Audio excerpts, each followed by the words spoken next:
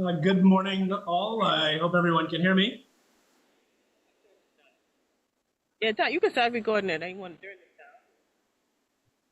it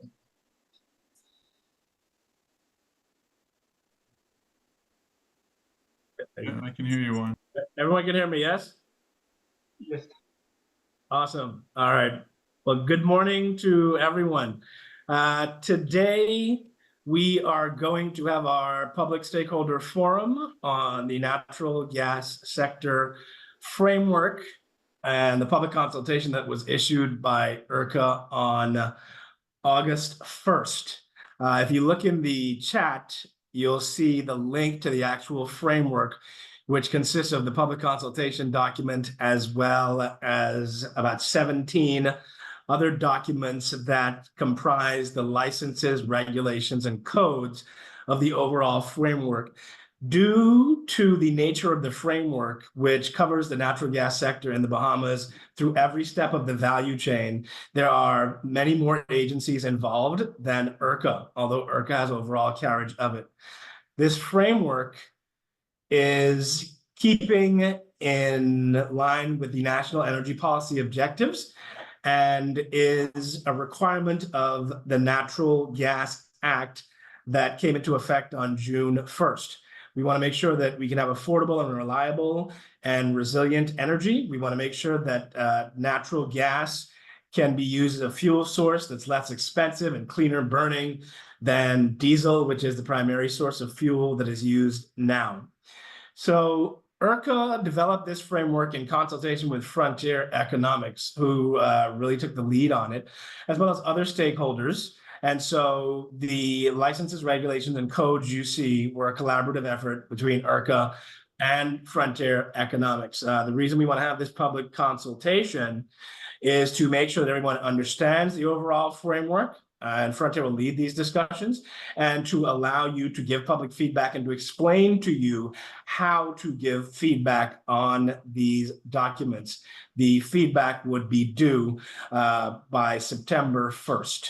So I'm going to turn it over to Frontier Economics. The team's going to introduce themselves, and then they'll get into the presentation. And at the end of the meeting, if there are any questions, you can always put your questions in the chat, or you can raise your hand and we can try to answer any questions that you do have. And then I will also explain to you in detail how to respond to this public consultation. So I'm going to go ahead and mute my feed, and I'm going to turn it over to Pablo Gonzalez from Frontier Economics, who's going to go through this with you. Thanks, Juan. So, well, nice. Have a good day, everyone. Good morning. As Juan has said, we have been working with ERCA, preparing the regulations that are needed to develop the natural gas sector in the Bahamas. And as Juan has mentioned, ERCA put that out for consultation. And the consultation is going to last 1 month, and it will finish on the 1st of September. So the purpose of today is first to give an overall perspective of the natural gas value chain, and then of the different authorities which are involved in regulating the sector or in helping regulate the sector. And then after that, we'll take you to the Natural Gas Act, highlighting the main aspects, and then the regulations and the codes and licenses that have been developed in according to that act. Then we are also going to explain a couple of points in detail. One is a memorandum of understanding, which is being developed so that all the agencies and government departments can collaborate effectively in order to, develop an efficient and safe gas sector. And finally, we'll also cover a bit in detail the process to apply for an LNG import terminal, which will be the place where the gas arrives to the Bahamas via ship. And in that terminal, you will receive the gas, which comes in liquefied form. You will transform it into gaseous form, and then you will inject it in the transport pipeline for use. We are very much open for questions. So if you have any questions, you can put them in the chat, as Juan said, or raise your hand. And also, if we don't have time to answer them today, the call is being recorded, and then we will provide answers as part of the responses to the consultation that Urca will prepare. So if there is no comments at the moment or any questions, I will share my screen and I will start going through the presentation.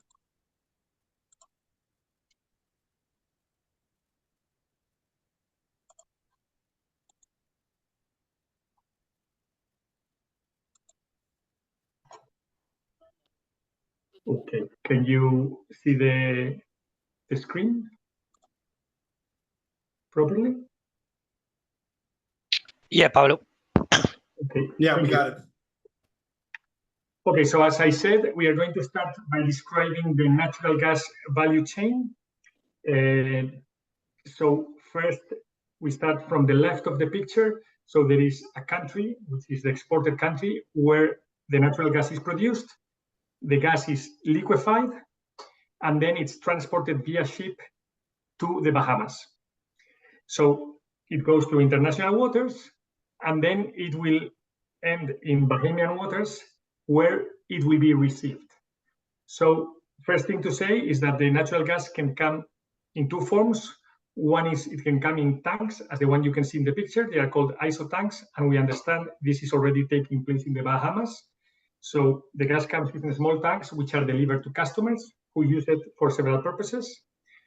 But then there is an alternative, which is the value chain, which is going to be developed now and under these regulations, by which the gas does not come in tanks, but in the ship, and then it is received in the Bahamas. So in the first instance, the idea is that there will be this LNG import facility, and that has two parts. One is the waterfront facilities, which is part of the port, and the other part of the LNG import facility is the LNG import terminal, or the core of the LNG facility, where, as I mentioned before, the gas is regasified. After the gas is regasified, it can go into the natural gas pipeline, where customers can be connected to and then use the gas. Or alternatively, the gas does not necessarily need to be regasified, but only received, and it can be transported by trucks to the customers. So as you can see, there are several steps in the value chain, many parts involved. And what this means is that there are many agencies and government departments involved, because some of these activities, they already, for example, bringing fuels via ship is already done for oil, for example. So there are already some, regulators, some agencies in charge of this, or in regulating the maritime transport. So this is a complex value chain. And then Urca has been designated by the Natural Gas Act as the regulator of the sector, but it's going to work in conjunction with other departments or agencies which already have competencies or knowledge to support them. So the first of these authorities would be the Bahamas Maritime Authority, who deals with aspects related to the LNG carrier or to the ships, which bring the gas in ISO tanks. And could also potentially deal with FSRUs, which I haven't mentioned before, but it's a way of also bringing gas to the Bahamas, by which instead of you bring a ship with the gas, but instead of transforming that gas via an LNG import facility, regasifying there, you actually regasify it in the same ship, and then you inject it in transport network. So that's a floating storage regasification unit. So it's an alternative to having a facility on land. So the BMA, as it deals with maritime aspects, would also deal with this. Then we have the port department, which is in charge of the ports, and therefore it will be responsible, or it will help Urca with the regulation and the operations mainly of LNG ship-to-ship transfers, when you transfer LNG from one ship to another one, so that it can take it to a different place. So for example, you can have a big ship coming from an exported country, it comes to the Bahamas, and then you want to transfer gas to another island. So you would transfer that LNG to a smaller ship, and that ship could deliver it in a smaller island. And also, another thing you can do with gas is to do bunkering, which is using the natural gas as fuel. So what you would want to do is to transfer the gas from a ship which has a lot of gas to a ship which is going to use it as a fuel. So that also the port department would be involved with. The port department would also be involved with the floating storage regasification unit, the FSRU, and also with the waterfront facilities of the LNG import facility. URCA, as I said, it's the sector regulator as specified in the Natural Gas Act and would deal with most of the value chain, talking about transfers of gas, bunkering, the FSRU, waterfront facilities, LNG facility, and then also the transport of gas via pipeline or via trucks. Then the Department of Environmental Planning and Protection is in charge of doing the environmental audits, the environmental assessments and inspections, and therefore it deals with the infrastructure which is built in the Bahamas. And then the Ministry of Works needs to make sure that all the infrastructure also complies with existing regulation, which, for example, could be the building code. And then finally, we have the Bahamas Road Traffic Department, which would be involved in the transport of gas via trucks, whether it is inside a truck or in an ISO tank, which is also transported by truck. So in either forms, the Bahamas Road Traffic Department will have something to do. Okay, so this slide provides a bit more detail of the duties that each agency is going to have. I'm going to go through it. Let me know if you have some questions. But the BMA, the Bahamas Maritime Authority, what they are going to do is to inspect any foreign flag ships, that come to the Bahamas with LNG, with natural gas, so that they ensure that it meets the international standards that apply in the Bahamas, in the Bahamian waters. Then the port department will authorize and oversee the ship-to-ship transfers and also the LNG bunkering operations, so that they comply with the rules that are being consulted on now. And also the port department, when we talk about the waterfront facilities of the LNG terminal, the port department has to issue a letter of recommendation to URCA when there is an applicant who wants to build an import terminal, and the port department has to give their view in the aspects related to the port and the port operation.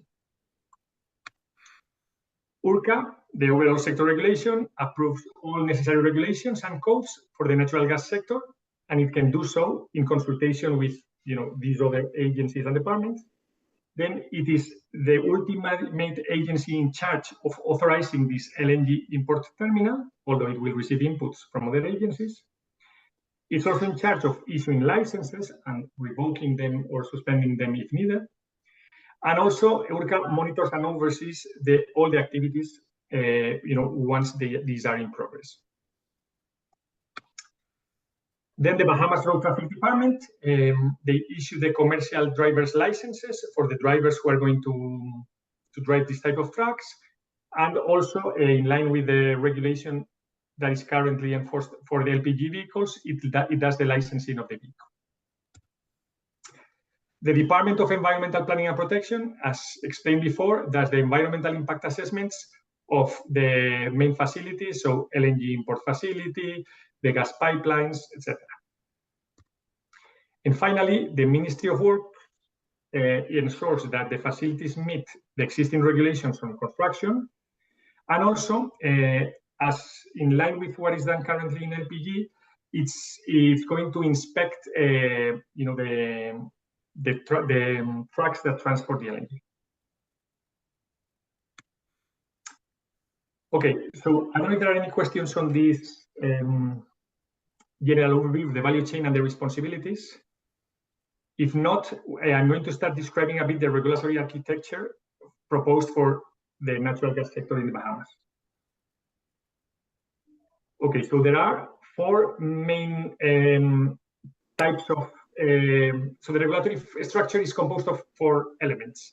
The first one and most important is the Natural Gas Act, which was approved earlier this year by Parliament. It is the foundation of the regulatory framework and gives authority to URCA to issue regulations and enforce the law. Then we have the licenses, which define the rights and duties of the companies involved in the natural gas sector. We also have the regulations, which implement and enforce the Act, and they have the force of law. As you can see in the chart, there are different types of regulations. A lot of them relate to operations and safety. Also, some of them deal with the supply of gas. And then there is also another one on metering. And then below the regulations, we have the codes, which are also binding, and they define the practice guidelines to ensure that the natural gas sector works in a safe and reliable manner. And codes, there are also different codes. One is for the LNG import. Another one is for the supply of gas to customers. Then the other one is for the gas network, how to operate it, and also for the gas retailers, how to behave. So we are now going to go through these 4 elements in more detail, and we start by the Act. So the objectives of the Act are to establish a legislative framework to regulate the importation, regasification, shipping, transportation, and retailing of natural gas, with the aim of these activities being performed in a safe, efficient, and effective manner. Then also the Act wants to promote access to natural gas in an affordable manner, also to increase fuel efficiency to lower costs, and this is related to what Juan was saying before, that very often the fuel oil is used at the moment, which has higher costs.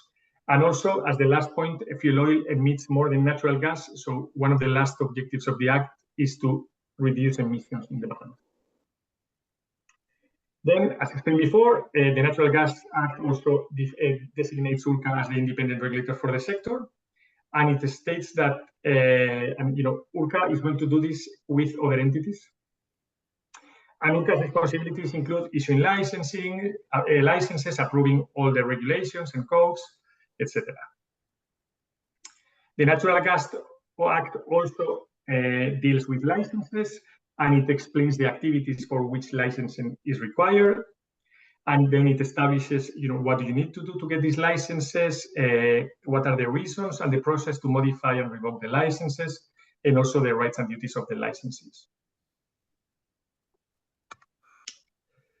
Then other aspects covered by the Natural Gas Act are competition issues, so how to deal with anti-competitive agreements and practices, which are forbidden by the Act, and allows URCA to investigate potential anti-competitive behaviors. And also, URCA must approve any change in control of licenses, so has merger control, as it's normally stated. And the Act specifies the conditions under which merger control should be approved or rejected. Amen. The Act also deals with consumer protection, so it states the rights of consumers, and it also specifies that the licenses need to have a process in place to handle complaints, and also include the possibility of URCA to act as an independent arbitration in relation to any agreement which is related to the supply or any other aspects of a regulated service. So URCA can be as this arbitrator between parties for regulated services. The Act also includes provisions for investigations and enforcement, so URCA can investigate contraventions or potential contraventions to the Act or to regulations or codes. And also, it can enter premises under a warrant provided by a court if these are needed to investigate potential contraventions. Finally, also, the Act sets that it's possible to appeal certain decisions that URCA takes to the Utilities Arbitration Tribunal. And then the last point covered by the Act is the offences, the fines, and the penalties, and it states when this can happen and the amount that can be fined for these penalties. So this is an overview of the Act. I'm going to now go to the licenses, if there are no questions. Okay, so licenses, as we explained before, what they do mainly is to determine the rights and obligations of the different players in the natural gas sector. And if those obligations are met, holders of those licenses can develop the corresponding activity under the terms and conditions established in these licenses. So the main licenses are the following. One is for importing gas. Another one is for operating this LNG import terminal that we described before. Another license is to transport gas via pipeline. Then there is a license for gas shipping, and gas shipping, what means is that in order to transport gas via the pipelines, if you are, for example, a retailer, you need to hire a gas shipper, which is the company in charge of making all the necessary arrangements with the gas transporter to transport the gas. So, for example, the gas shipper would ask the gas transporter for capacity, would indicate how much gas they want to use to take through the pipelines each day, would be in charge of paying the transporter, etc. And finally, you have the gas retailer, which is the company that sells the gas to end customers. Also, there are some licenses for gas service workers, and which are people who actually do the gas fit work with gas fittings, with gas equipment, etc. So there are some general obligations that apply to all licensees. Some of them are shown in this slide. So obviously they need to comply with all the laws, regulations, and the license conditions. Then they need to have some risk management procedures in place. They need to align with the international obligations that the Bahamas government adopts. There are also some requirements on some companies on the positions that the board of directors can hold in other companies, in other licensees, to avoid conflict of interest. Same with shares. So some licensees will not be allowed to have shares in other licensees. Also, the licensees have an obligation to contribute to national economic development. And if the licensees do not comply with the license, URCA can fine them or can suspend or revoke the licenses. In terms of gas service workers, it's worth saying that there are two types of workers. Class A can do a broad range of tasks and related to gas fittings and gas equipment, so repair them, install them, inspect them, etc. But the Class A workers can also design them. So if it's not a very complex task for which a supervision of an engineer is needed, they would be able to also design it. Class B gas service workers would do more basic installation and maintenance and would not be allowed to design.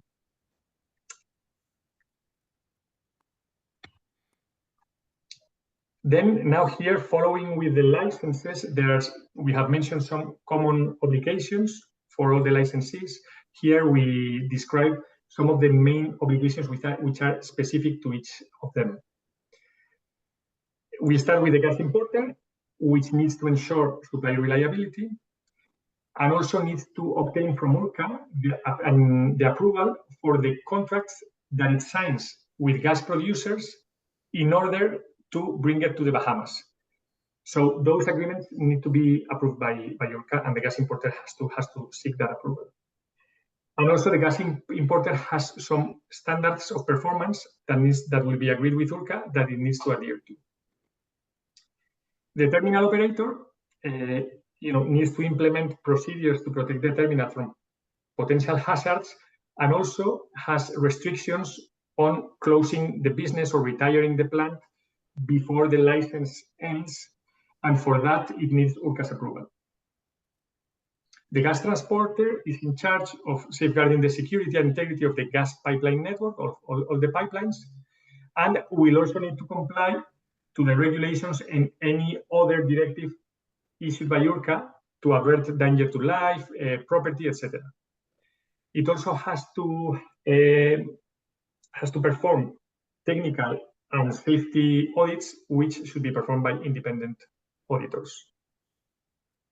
The gas shipper has the obligation to acquire sufficient capacity rights in the transport network to maintain a reliable supply.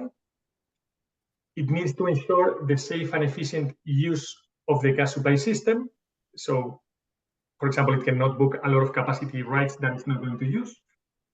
And then it has to allow consumers to contract with other gas shippers to ensure adequate supply. So in another way, it cannot put conditions on its customers that you can only ship gas via me.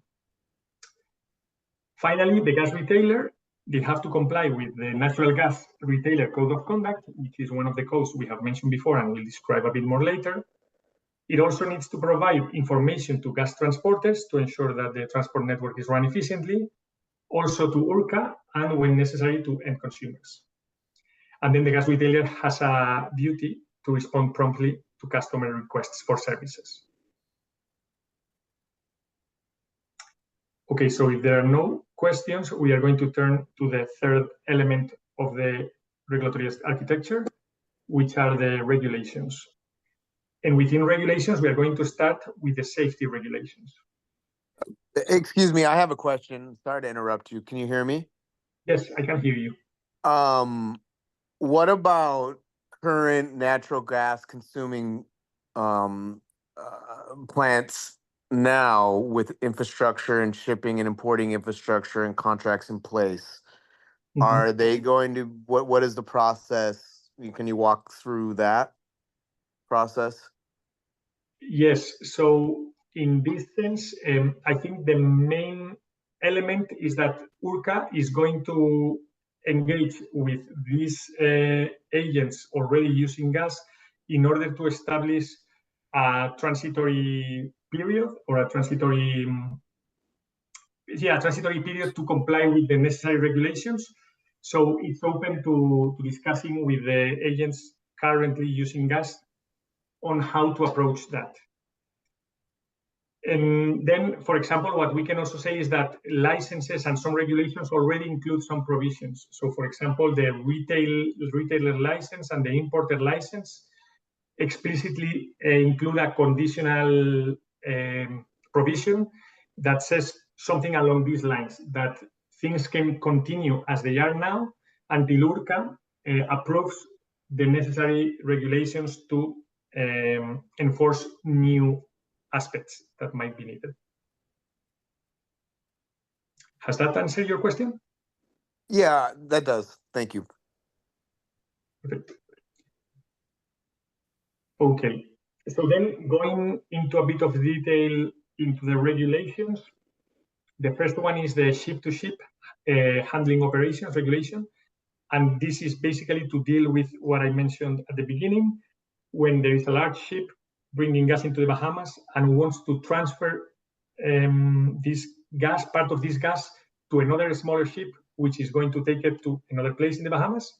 So this would be the S2S, ship-to-ship transfers of bulk. And then the other thing that regulates is the bunkering, which is when, you know, a ship or even from the port, you refill a ship with natural gas. So this is what it basically does, regulate this, and it does so on the basis of international standards, which are mentioned now here in the slide, that regulate how the ships need to be built and operated, then how the transfers need to be done. Then we have the LNG waterfront facilities safety regulations, which deal precisely with that, with the waterfront bit of the LNG terminal, and how to ensure that these operate in a safely manner and they are built in a safe manner. So these are based on standards for design, construction, testing, operation, and maintenance, which have been developed at the U.S. Coast Guard, and they apply in the U.S. at the moment, but they have been adapted to the specificities of the Bahamas. Something similar happens with the LNG facilities safety regulations, which deal with the main part, which is not on the waterfront of these LNG import terminals. So the objective is to ensure the safety, construction, and operation. and they are based on also US regulations adapted to the Bahamas. And then we have the natural gas pipelines safety regulations that ensure that the operation and the construction of pipelines meets the adequate standards. And they are also based on a US regulation, in this case, which is developed by the US Pipeline and Hazardous Materials Safety Administration. And they have been adapted to the Bahamas. And finally, we have the transport of LNG by road in trucks. So these, as explained before, it can be transported via tanks or in isotanks or in bulk. And we have based these regulations on the current LPG regulation and adapted it to also take into account the US Code of Federal Regulations on this aspect. Okay, so if there are no questions, these are the final 3 regulations which are up for consultation. One is the natural gas supply regulation, which basically deals with the supply of gas to customers, and it includes provisions related to, obligations to connecting customers, to reconnecting them or disconnecting them. Then the safety conditions needed to supply gas, and how the supervision of all these installations needs to be done. And it also specifies the requirements for gas service workers to be licensed as such, so what trainings or qualifications they need to follow, together with the rights and duties of these workers. Then the other regulation, which is related to supply, is this authorization application for LNG facilities. So in order to build the LNG facilities, there is a process which we are going to describe later, which is set out in these regulations, and it describes what each agency does and the timings for approvals, rejections, etc. And finally, we have the metering regulation, which sets out the obligations on natural gas shippers, transporters, and retailers regarding meters. Describes also the specifications of the meters that are going to be installed and its associated equipment, and regulates what happens with the data, the production, how to store them, for how long, who collects them, how to transmit it to other stakeholders, etc. Yes? Is there a question?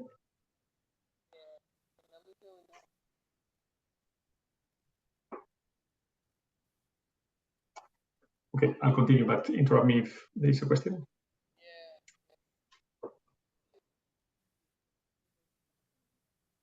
Zednes, do you have a question, or could you mute your mic if you don't? If that happened by mistake, please.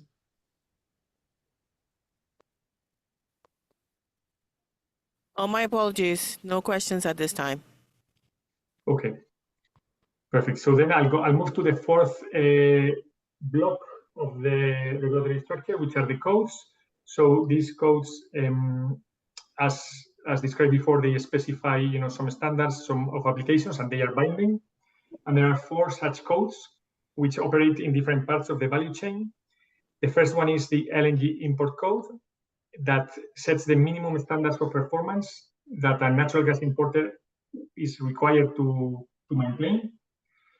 It also asks them or requires these importers to have what is called a baseline gas supply agreement. So it's a contract by which they buy gas to producers, and this gas contract needs to be approved by EURCA, but also it sets conditions not only for getting approval for when they buy gas, but also for when they sell gas or when they negotiate the sale of gas. Then further down in the value chain, we have the natural gas network code, which deals with the operation of the gas pipelines. And what it basically does is to regulate the way that the transporter and the gas shipper, which is the license in charge of arranging with the gas transporter to inject the gas and then to extract it out of the network. And it deals with things like, how to allocate capacity, how to deal with how to operate the pipelines in terms of, setting the operating schedule, how to deal with imbalances. So, for example, when what you enter the gas pipeline is less than what you said you were going to inject, or the same when you're going to get gas out of the pipeline.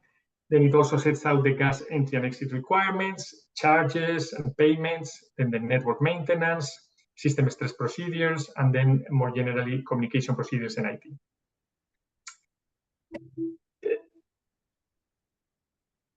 Then we have the natural gas supply code, which is a bit of an extension of the supply regulation, natural gas supply regulation. And it also specifies in more detail the procedures for applying for gas and for connecting to the gas transport network, turning on and off the gas supply, etc.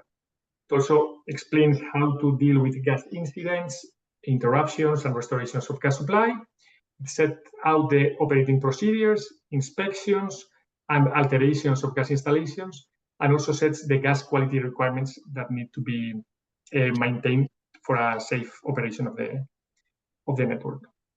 And finally, we have the code of conduct for the gas retailer, and it sets minimum performance standards that they need to abide by, and then establishes some fair marketing principles, minimum conditions that the contracts that retailers sign with the customers must have, and also requirements on how to deal with complaints and resolve disputes.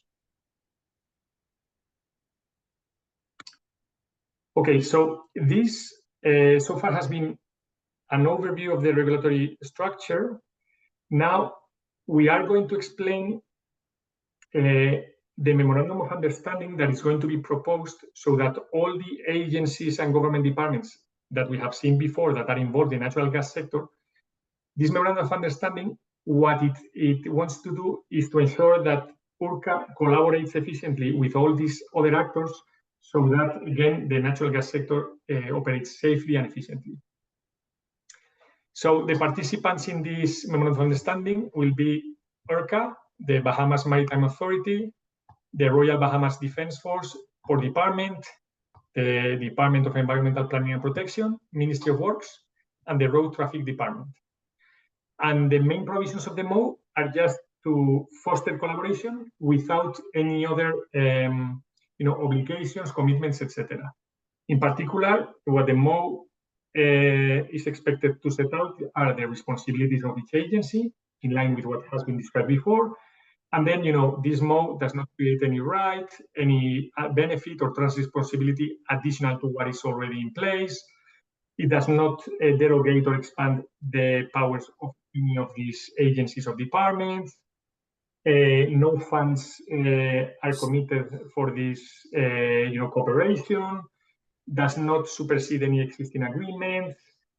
And then the MOU can be modified or amended upon written request of any of these members. And then this modification will have to be approved by all the participating agencies. And then also, the participation of one of these members may be terminated 60 days after one of these participating agencies writes a note saying that it's not going to participate any longer.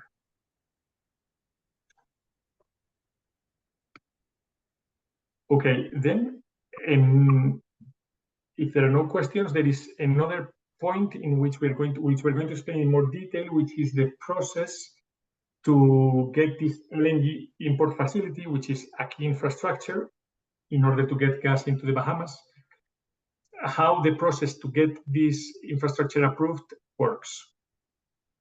So, as you can see, there are three big phases: the pre-filing, the filing, and then the review and approval by URCA.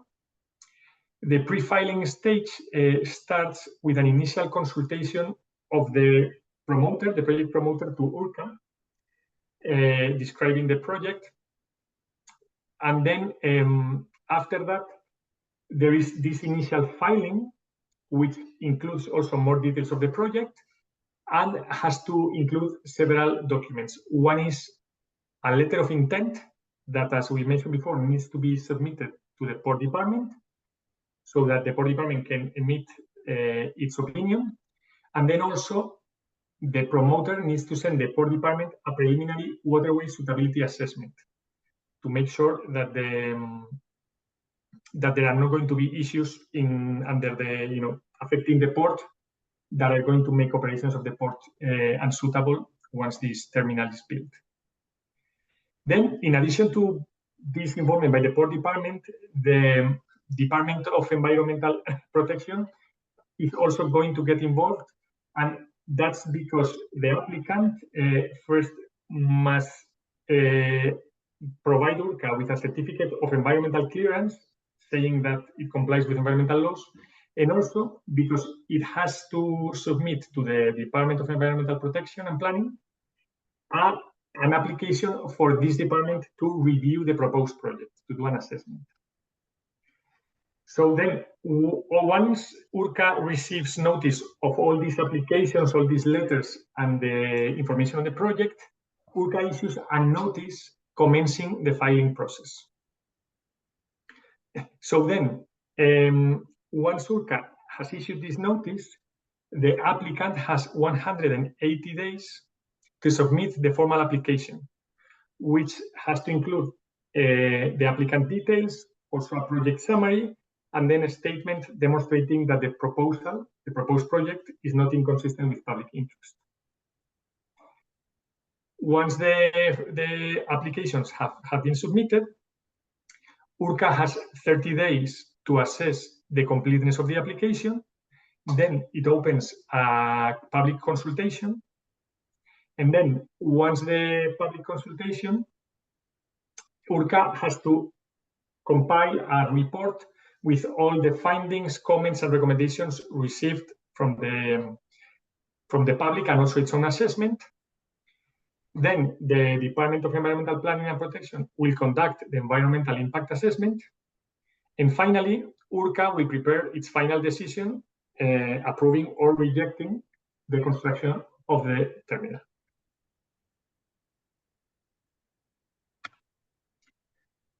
Okay, so the consultation process, which is ongoing, asks for views on anybody in the Bahamas on, the regulatory structure and the documents that we have that form part of it in a broad way. So, actually any view can be expressed, but maybe in order to facilitate responses, the consultations offer some specific questions that anybody interested can respond to. So we have listed here, and the first one is on the overall regulatory structure, if there are any comments on that. Then on the licenses, with a focus on the obligations and rights of the licensees to see if they are sufficient and proportionate. Then in terms of safety, as you have seen, there are several regulations, one per each part of the value chain. And the question is if you find that there are some aspects related to safety that are missing or could be enhanced. Then there is also a question on customer protection, if you think the licenses and the regulations ensure sufficient customer protection. Then there is a question very specific, and it's for existing gas users or for new ones that already have some operations in mind or some uses in mind, which asks if there are any situations that you're currently facing or are expected to be facing that the proposed documents are not addressing or would generate a conflict.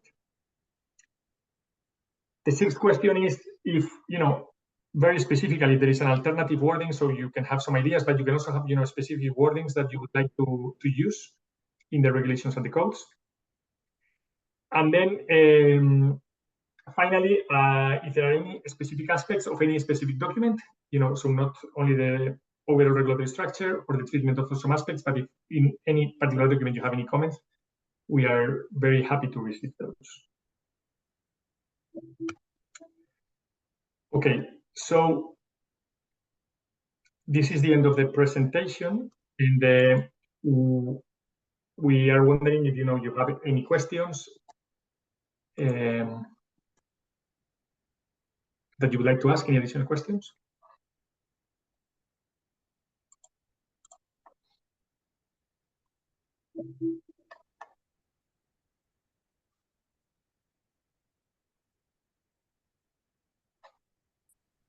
Just a question from Lana Bethel at Port.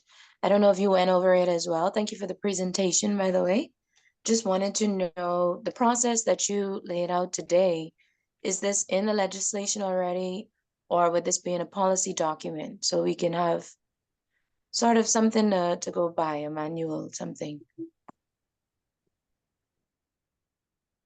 Let me make sure I understand your question. So what you are asking is whether what we have presented can be seen or With the steps, how you mentioned that Port would liaise with IRCA, and you mentioned a letter of recommendation and how we have to give our view on aspects relating to Port and all that stuff. With each step, those different steps you would have laid out today, is that in a policy document or is this already in the legislation, just to make sure that we adhere to it?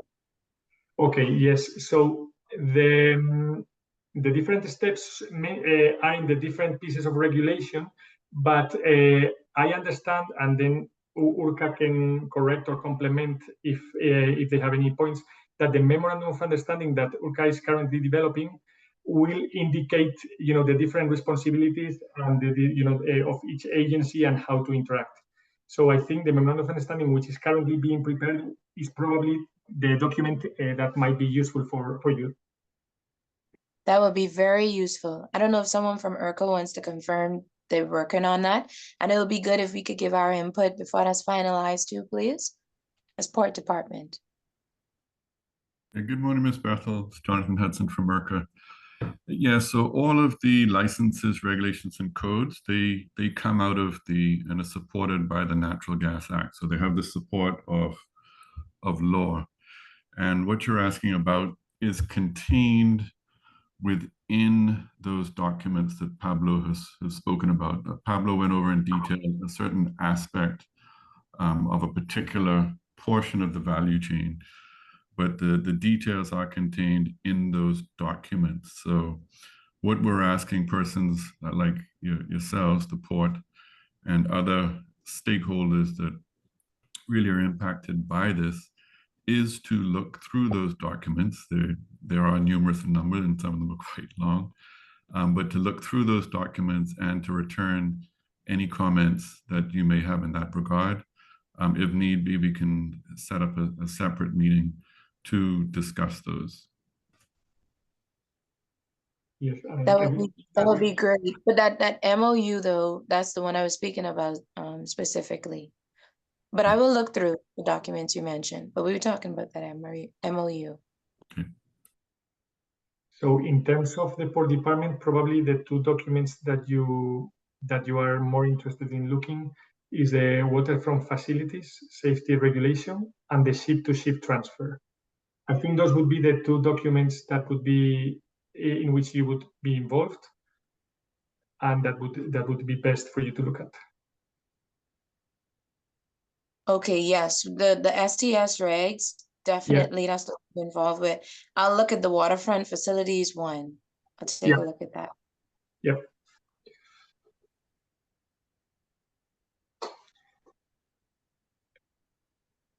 I think there is another person with a hand raised. Yes, Hutchinson from BMA. Thanks a lot for the presentation. I hope you could hear me okay, because I think I'm getting some network issue. Two things, well, a couple of things. One, if possible, can you share out the presentation that you gave, just so that we could obviously have a bit more internal discussion on it. And then two, there was a lot of reference to documentation that is already being either in a draft format. I heard references to legislation in place, but again, I haven't seen those, so I'm just wondering, are they being drafted and will be sent out as a part of this consultation process? I know the MOU is being drafted, but the broader other documentation that you reference, all the codes in that, I know they're available, but it's more specifically the ones that is being drafted for our purposes. Are they available for review at this stage, or is this process a part of putting those together? I can answer that. So thank you for the question. The general answer is yes.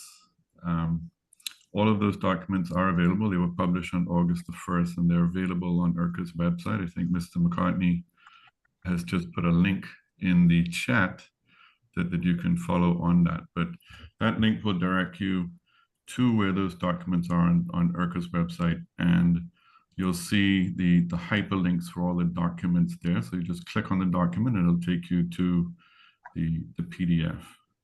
Okay. And I take it, noting the 60-day consultation, that includes the draft documentations you're referring to? Correct. So it's actually a 30-day consultation period. So the timeline is quite tight, and it does include all the documentation. Okay. So all of those documents that Mr. Gonzalez covered in the presentation today are available on IRCA's website. And in the consultation document, which is the first document in that list, it provides further details about how you can respond, the methods to respond, and some guidance on the format for the response. Okay. So did I mishear the 60, or was it as a misprint? September 1st. Okay, September 1st. Okay, and I take it, yeah, well, I think you answered my second question, because clearly if there was any critical or showstopper came up during the consultation, they would have to be taken on board before the finalization of the mandatory requirements. Yep. One would think so. It is, the documents are based on standard international practice. I think Mr. Gonzalez can speak more to that aspect. Yes, I mean, that's right, Jonathan. We have based the regulations on international practices, international standards of regulations from the US adapted to the Bahamas. Okay, thank you.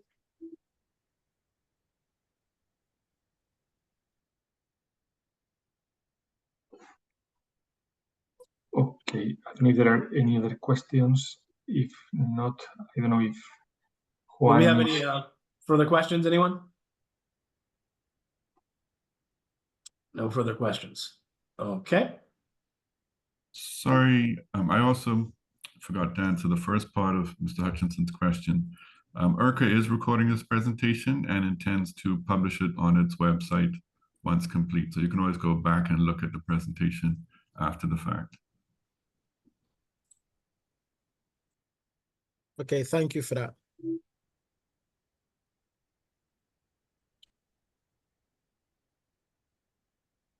Okay, so if there are no further questions, we want to thank you today for your participation. As you can see, the framework is quite expansive. I put a link to the public consultation and all the codes, regulations, and proposed licenses in the chat. Again, and if you don't see it in the chat, it's on IRCA's website. If you click on the homepage, you'll see the link to the public consultation. The deadline is September 1st. How our public consultation process works is we put the information out, and you have 30 days to respond, and then we take into consideration all of the things that you would have said, and then we make a determination based on those discussions. Those who are involved in the MOU, they'll be contacted separately, mainly through the electricity sector and Jonathan's team to discuss those things. If you want to respond to the consultation, how to respond to it is in the consultation document. But just in case, I'm going to just put the email in the chat where you can respond to. Our offices are currently under renovation and heavy construction, and it's not safe for public visitation. So you'll have to respond electronically. info@ircabahamas.bs is the email that you can respond to, and you can respond as early as possible, but the deadline again is September 1st. So we would like you to please give your input, because we want to make sure that we have the best and most robust framework possible. Pablo, I want to thank you for the presentation today, and I want to thank everybody for attending. If you have any questions, you can reach out to me via email, and I'll be happy to direct you to the appropriate person. All right. Thanks so much, guys. Have a great afternoon. Thank you. Bye. Thank you.